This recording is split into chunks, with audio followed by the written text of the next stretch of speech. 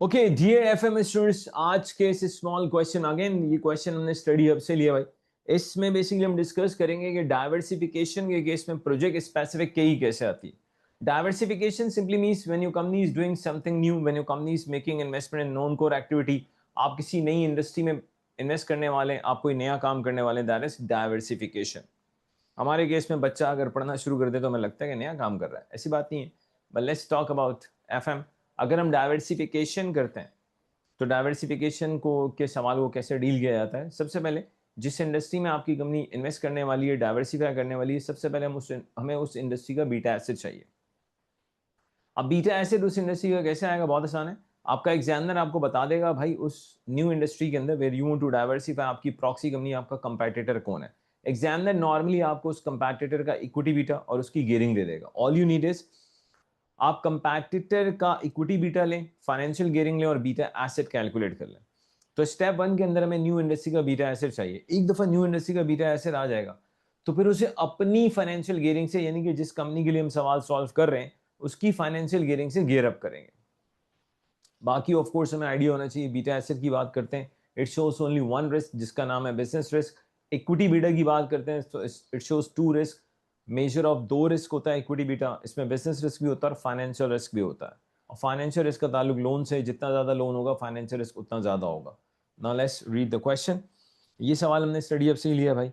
What cost of equity should fresh company use when calculating the discount rate for the financial services project. Cost of equity क्या होनी चाहिए भाई। Fresh company operates a chain of supermarket में deal करते हैं। Equity beta इनका 0.85 है and finance, इनके जो फाइनेंस है 30% इनका डेट है, 70% इक्विटी है by market values. It is considering a project to offer financial services to its customer. जाहिर सी बात है सुपर मार्केट का और फाइनेंशियल सर्विसेज सेक्टर का एक डाइवर्सिफिकेशन की बात हो रही है। Average equity beta of financial service companies examiner दे रहा है 1.65, उनकी एवरेज गियरिंग दे रहा है 45 टू 55, 45% डेट है, 55% इक्विटी है। तो स्टेप वन में हमें बेसिकली ये जो एवरेज इक्विटी बीटा गिवन है फाइनेंशियल सर्विसेज सेक्टर की कंपनीज का, उसको बीटा एसेट में कन्वर्ट करना होगा, तो जिसको डी गियर भी कहते हैं। तो लेट अस डी गियर। तो अगर हम स्टेप वन पे जाते हैं and we need to find out the beta asset, I will be using the first formula.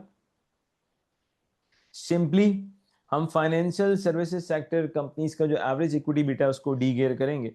Equity beta दे रखा है 1.65। और एक चीज हमेशा याद रखनी है, बीटा एसेट कम होता है और बीटा इक्विटी ज्यादा होता है, क्योंकि इक्विटी बीटा में दो रिस्क होता है, बीटा एसेट में एक रिस्क। अब हम इक्विटी बीटा को बीटा एसेट में कन्वर्ट कर रहे हैं, नो मैटर जो भी आंसर है, लॉजिकली मैथमेटिकली टेक्निकली उसको 1.65 से कम होना चाहिए। फाइनेंशियल गियरिंग याद रखिएगा, आप कंपेटिटर की लेंगे जी, कंपेटिटर की इक्विटी है 55%, जस्ट राइट 55। अच्छा इसका डेट है O O plus plus plus, apologies apologies, plus 45। Tax rate check कर लेते हैं, टैक्स रेट 30%, तो you I have to make it after tax. तो इस 45 को आप 0.7 से मल्टीप्लाई करते हैं। 1 माइनस टैक्स रेट है, टैक्स रेट 30%, तो 1 minus 0.3 will give us 0.7। So let us simply calculate beta acid. देखते हैं जी क्या आता है। कि सर कुछ ना कुछ तो आएगा जी बेटा, मुझे भी पता है कुछ ना कुछ आएगा, बट ये एग्जाम में तो नहीं लिख सकते ना कि कुछ ना कुछ आएगा, क्योंकि फिर जो एग्जामिनर की तरफ से आएगा वो आपको अच्छा नहीं लगेगा। सो आई एम गेटिंग, मैं अगर थोड़ा सा इसको राउंड ऑफ कर दूं तो मुझे बीटा एसिड 1.049 मिल रहा है। आई एम टेकिंग इट 0.5, चलता है, कोई मसला नहीं। अब क्या करेंगे, ये जो आपके पास बेसिकली जिस इंडस्ट्री में आप डाइवर्सिफाई कर रहे हैं उसका बीटा एसिड आ चुका है, इसे फ्रेश कंपनी की फाइनेंशियल गियरिंग से गियर अप करेंगे। राइट नाउ जो स्टेप हमने किया, हमने बेसिकली फाइनेंशियल सर्विसेज सेक्टर्स के एवरेज इक्विटी बीटा को डी गियर किया। अब हम इस बीटा एसिड को गियर अप करेंगे लेकिन अपनी फाइनेंशियल गियरिंग से। Now I need to convert beta asset to beta equity, I will be using the second formula. अच्छा, the way I have written the formula, ठीक है, वो इस तरह से लिखेंगे ताकि आप इसको एक्सेल में स्प्रेडशीट में बड़े आराम से सॉल्व कर सकें। ये ले जी, तो हम इसको टू गेयर अप कर लेते हैं जी। To gear up beta asset 1.05 with financial gearing of fresh company है, फ्रेशर कंपनी जो भी, अल्लाह माफ करे, तो we need equity beta is equal to 1.05।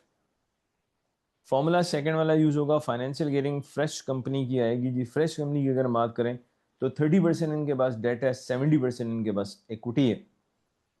तो 70 इनकी इक्विटी है, 30% डेट है। अब एक चीज देख लें, 30 डेट है, 1 माइनस टैक्स रेट, इसको अगर हम मल्टीप्लाई करेंगे you will gate 21। So I am directly writing 21, otherwise 30 into 0.7 आप लिख सकते हैं divide by 70। So 70 plus 21 gives us 91 को आप डिवाइड कर दें 70 से। ओके अगेन अब हम बीटा एसिड को बीटा इक्विटी में कन्वर्ट कर रहे हैं। लॉजिकली मैथमेटिकली जो भी आंसर आएगा it must be more than 1.05, क्योंकि हम सिंगल रिस्क वाले बीटा को 2 रिस्क में कन्वर्ट कर रहे हैं। तो लॉजिकली आने वाला आंसर 1.05 से ज्यादा होना चाहिए। कितना ज्यादा कॉन्सेप्ट नहीं है, ज्यादा होना चाहिए, ये कॉन्सेप्ट है। यूं कुछ बच्चे जरा आगे निकल जाते हैं, कितना ज्यादा आएगा यार, फिर इसको रहने दे यार। बीटा इक्विटी आ रहा है जी 1.365। अब बेटा कुछ भी नहीं करना, कैपएम के फॉर्मूले में इक्विटी बीटा यूज करें and you will get your answer. K is equal to R F plus R M minus R F and then equity beta. अच्छा एक और चीज का आइडिया होना चाहिए, R M minus R F का जो डिफरेंस है इसको इक्विटी रिस्क प्रीमियम कहते हैं। Another name is market risk premium. Sometime examiner ऐसा भी करता है कि R M minus R F directly दे देता है आपको। तो लेट्स रीड द डेटा, देखते हैं। इसमें अगर आप देखिए रिस्क फ्री रेट 3% है, लेकिन मार्केट प्रीमियम 5% है, जो कि R M minus R F है। तो ये लीजिए आपका आंसर आ चुका है। कैपएम को यूटिलाइज करके हम बड़े आराम से के निकाल लेंगे। K is equal to R F plus R M minus R F into beta equity. R F risk free rate of return है, R M minus R F का जो डिफरेंस है, इनके डिफरेंस को मार्केट रिस्क प्रीमियम या equity risk premium भी कहते हैं। तो सवाल जरा देख से करना होता है आपको। Sometime what your examiner does, वो डायरेक्टली आपको मार्केट रिस्क प्रीमियम या इक्विटी रिस्क प्रीमियम दे देता है। और बाज बच्चे क्या करते हैं, उसको लिख के उसमें से आर एफ माइनस करते हैं, तो ऑफकोर्स जो आंसर आएगा वो गलत होगा, क्योंकि R M minus R F का जो एंड रिजल्ट है वो मार्केट रिस्क प्रीमियम या इक्विटी रिस्क प्रीमियम है। So let's see the data. इसमें रिस्क फ्री रेट 3% और यहां देखेंगे मार्केट प्रीमियम डायरेक्टली गिवन है 5%। तो things have become very easy. ये लें जी, आर एफ है 3%, मार्केट रिस्क प्रीमियम 5 है, इसको मल्टीप्लाई कर दें 1.365 से, क्योंकि एग्जामिनर ने डायरेक्टली मार्केट रिस्क प्रीमियम दे रखा है, तो 5 को 1.365 से मल्टीप्लाई करें, प्लस करें 3%। बेटा मेरे पास आ रहा है 9.825%। अगर मल्टीपल चॉइस में से एग्जैक्ट आंसर ना आए तो क्लोजेस्ट वन पे चलते हैं।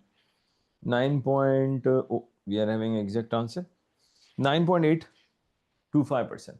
सो सिंपली अगर डाइवर्सिफिकेशन का सिनेरियो, तो पहले आपने न्यू इंडस्ट्री का बीटा एसिड निकालना है, जिसको कहते हैं अनगेयर करना, और फिर उसे अपनी गेयरिंग से गेयर अप कर लेंगे। And this is how you calculate project specific के in case of diversification.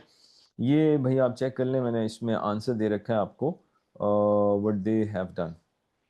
I think हमने भी कुछ मोरलेस ऐसे ही किया, और आंसर डी है, हमारा भी आंसर डी है भाई। तो ये भी आपका एक क्वेश्चन है कॉस्ट ऑफ कैपिटल के टॉपिक का, and this question we have also taken from Study hub.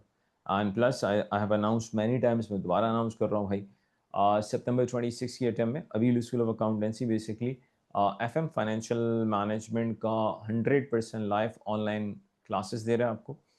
Language Urdu होगी जी, और टाइमिंग्स वगैरह सब अनाउंस हो जाएंगी कुछ ही दिनों में। तो अगर आप या आपका कोई भी जानने वाला इंटरेस्टेड है लाइव ऑनलाइन एफएम पढ़ने में, तो ऑफ कोर्स इसके अलावा भी भैया हमारे पास पूरा सेटअप मौजूद है, हर तरह के कोर्सेज अवेलेबल हैं, क्रैश वैश सब कुछ है। लेकिन एक अपॉर्चुनिटी दे रहे हैं कि आप लाइव ऑनलाइन क्लासेस लें, उसमें बाकायदा आप ड्यूरिंग द क्लास सवालात पूछ सकते हैं, तो आपको बड़ा बेनिफिट होने वाला है। प्लस अगर कभी क्लास मिस भी हो जाएगी, आपको उसकी रिकॉर्डिंग लाजमी मिलेगी इंशाल्लाह। So thank you very much ji for watching this lecture. मिलते हैं नेक्स्ट क्लास में।